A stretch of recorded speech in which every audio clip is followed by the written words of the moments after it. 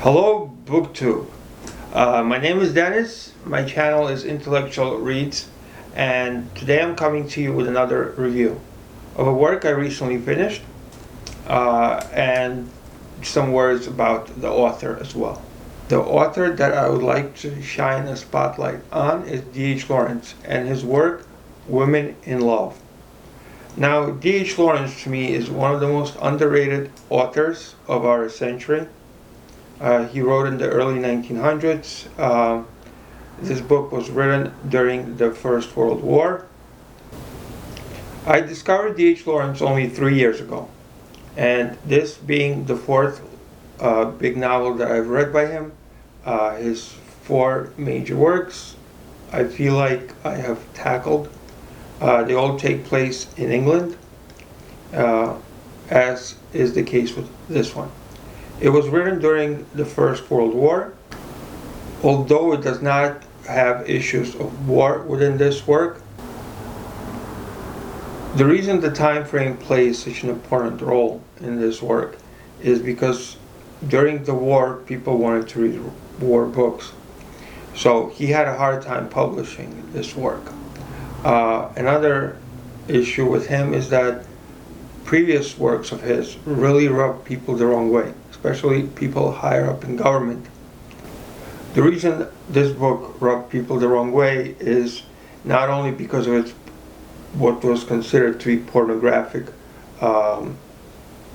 writings in here, true acts of passion that at the time weren't allowed in literature because it, for the age of when he wrote this book, was considered to be too graphic.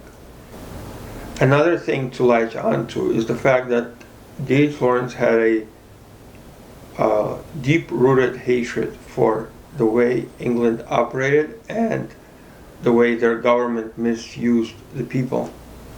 And he thought that the government should undergo extreme changes within its system and to stop misusing its people and instead serve them. So there's a lot of angst within his writings before this novel with the government. He was from a town in England which was very populated by the colliers, which were the miners, another word for miners. And he grew up around these people, so he witnessed their poor conditions, he witnessed their unhappiness, he witnessed the mistreatment of women, the poor conditions brought upon alcoholism, debt, and the people almost lost their soul to the government who they were working for and whose purpose D.H. Lawrence believed was to protect its people. A lot of his literature deals with these issues. This one, not so much. Just like the war plays no part in this book, neither do really the life of the miners as well, although it is in the background and its shadows show us what a mechanical life is supposed to represent. Therefore, it was really hard for him to publish his work, especially in England. He first gained publication, I think, in America, where a publisher took a huge chance at the time on him and published his work in very small amount to an exclusive group that had a membership. And that's how this work finally came on the market. And after that, as the confidence grew, more publishers took it on. What is this book really about? This book follows two sisters, the Bragdon sisters, Ursula and her sister Gudrun. Ursula is a teacher in the community, and Gudrun returns from long studying in England where she was an art major, and their love interests. Gudrun is attracted to a man who personifies power and strength in Gerald. Gerald comes from a very wealthy family, a family that owns a mine again, it being in the background, and one who has traveled the world, one who also looks very strong, very beautiful, very raw. Uh, he is kind of like every girl's dream. And Gudrun as the artist is kind of their fates are destined to be together. And his friend Birkin. Birkin was a character that D.H. Lawrence based on himself. He had come out in the open and admitted it. So it is no surprise that a character like Birkin would take the center stage in this novel. And we follow these love affairs till a conclusion. No spoilers. So, in essence, we have two love stories, but they are given from the point of view of somebody like Dostoevsky. They are not love stories meant to show the beauty of love, rather than destruction of it. Birkin is seen as a character without any strength. He's more agile rather than brute force. He's tall, lengthy, he can put up a fight if need be, but he's also withdrawn. He doesn't flaunt his strength. So through him, through his kind of agility, we can see that he starts to influence everybody within the story. And that's why he kind of becomes the central character here, exemplifying D.H. Lawrence in his dealings with people, in his ideas, in his mysticism of what love is supposed to be.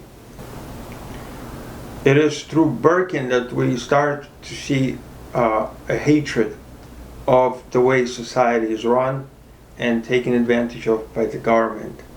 I will read you a passage as that is exemplified through his views.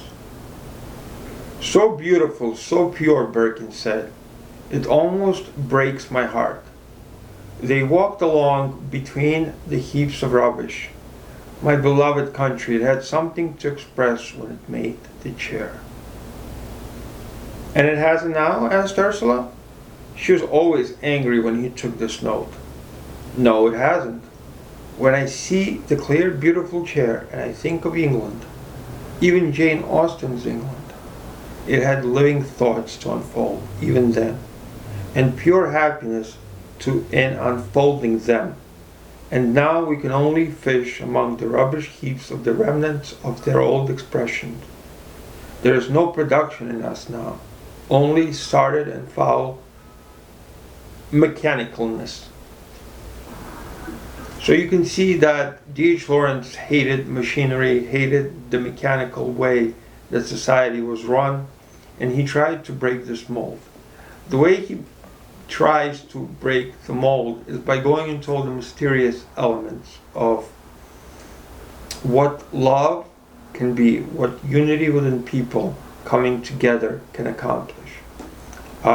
There's a lot of efforts here to move beyond the kind of stigma, the mold that society places upon love, and kind of forces people to adapt and live a certain life as their definition of what love is. And I'll read you one more thing, because I think this exemplifies the difference between the two male characters we're dealing with here. "Then don't do it," said Birkin. "I tell you," he went on, "the same as I've said before. Marriage, in the old sense, seems to me repulsive. Egoism à deux is nothing to it. It's a sort of tacket hunting in couples. The world all in couples, each couple in its own little house, watching its own little interests and showing its own little privacy, is the most repulsive thing on earth." "I quite agree," said Gerald. There's something inferior about it. But as I say, what's the alternative? One should avoid his home instinct. It's not an instinct, it's a habit of cowardliness. One should never have a home.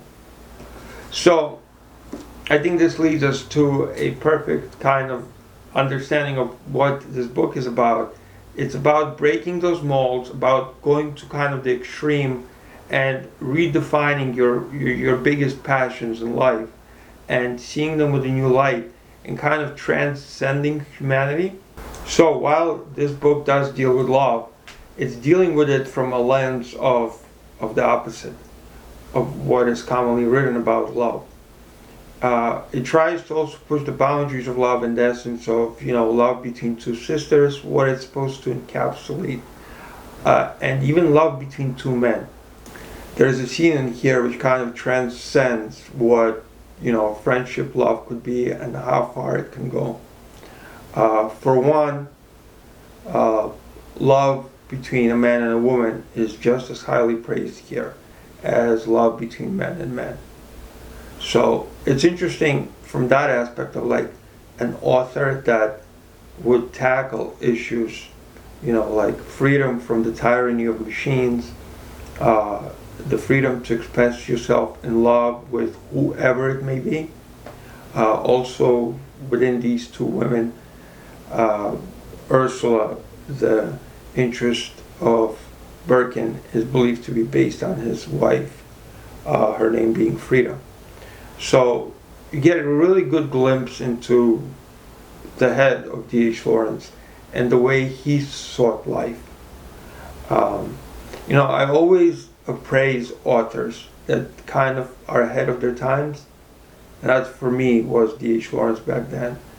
There's two kind of authors. There's the author that kind of knows the issues that the world is dealing with, and he addresses them, like if D.H. Lawrence had written a war book or something, which at the time was the major kind of issue.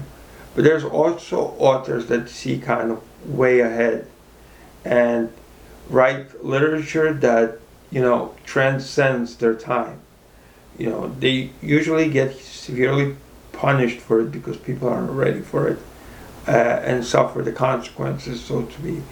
But when you look back, the transcending authors are the ones that end up wowing you because they wrote about issues that, even today are relevant, not issues that are in the past.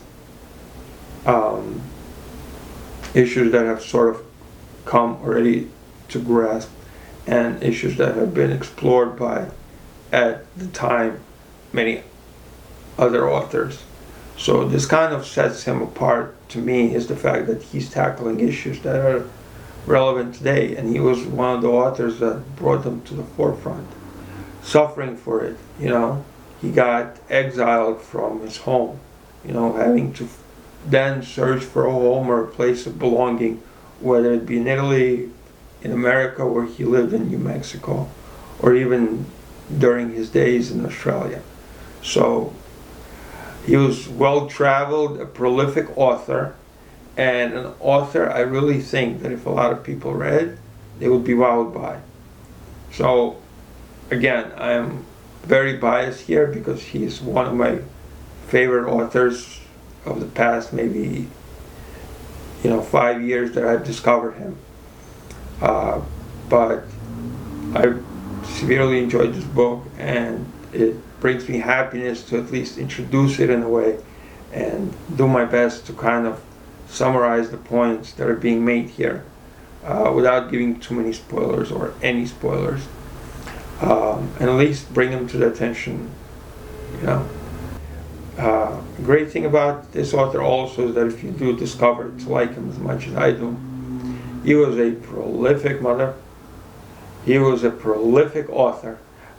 So wrote a lot, essays, short stories, poetry, novels that have kind of, still been preserved.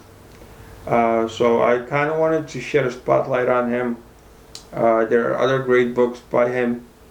I believe Miss Charlie's Lover I read in like less than a day because it was so addicting. Then there's Sons and Lovers, and also The Rainbow. So, and Women in Love. I believe these are like his four pillars, sort of to speak, that his work, his early works stand on, and that he's most known for. There's many other, books he's written on his journeys, which I haven't gotten yet to, but it feels good to, kind of finally wrap up a chapter in his life with this book. And I would love to know if any of you people have read anything by him, or if he's been talked about anywhere, because I haven't seen his name come across. I've always, one of my interests is to finally see somebody who is interested in his work and can kind of share my opinion or debate me on the merits of his works. So thank you for listening, and like I said, if you have read him, please do comment below, or are maybe interested in reading him by this video. I would love to know your opinion or what you've heard of him, because he's an author that fascinates me immensely, and when I read a book of his or pick up a book of his, I know he can kind of get me out of any slump, and it will be a highly enjoyable experience. Thanks for listening, thanks for watching, see you guys later.